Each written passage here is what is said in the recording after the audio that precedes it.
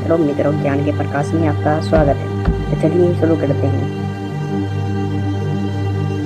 आज हम आपको बताएंगे कि माता पार्वती ने शिव जी से विवाह क्यों किया था और कैसे उनकी परीक्षा ली थी। आइए जानते हैं और शुरू करते हैं। पुरानी कथाओं के अनुसार माता पार्वती ने भगवान शिव को अपने पति के रूप में पाने के लिए सैकड़ों वर्ष तक कठोर तप किया था। उनकी तपस्या देखकर देवताओं ने शिव जी से देवी पार्वती की मनोकामना पूरी करने के लिए प्रार्थना की थी। इसके बाद भोलेनाथ ने सप्तऋषियों को पार्वती जी की परीक्षा लेने के लिए भेजा। इस परीक्षा के दौरान सप्तऋषियों ने शिव जी से भैरव अवगुण बताते हुए माता पार्वती से शिव जी से विवाह न करने के लिए कहा, लेकिन पार्वती जी अपने निर्णय से पश्चिम हुई। इस पर खुद भोलेनाथ ने माता पार्वती की परीक्षा लेने का निर्णय लिया। माता पार्वती के तब से प्रसन्न होकर शंकर जी उनके सामने प्रकट हुए और उन्हें वरदान देकर अंतर ध्यान हो। कुछ क्षणों के बाद एक मगरमच्छ ने एक लड़के को पकड़ लिया और माता को पुकारने लगा। बच्ची की आवाज़ सुनकर पार्वती जी नदी किनारे पहुंचे। उनका मन द्रवित हो गया।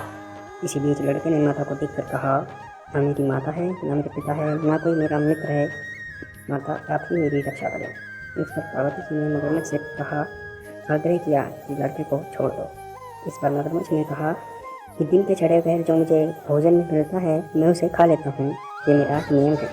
पार्वती जी की विनती करने पर मगरमच्छ ने लड़के को छोड़ दिया।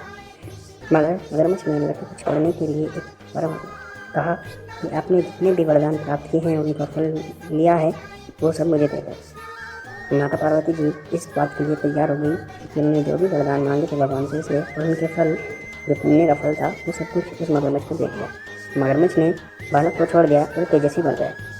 अपने तप का फलदान करने के बाद पार्वती जी ने बालक को बचा लिया और एक बार फिर भोलेनाथ को प्रसन्न करने के लिए तप करने बैठ गई।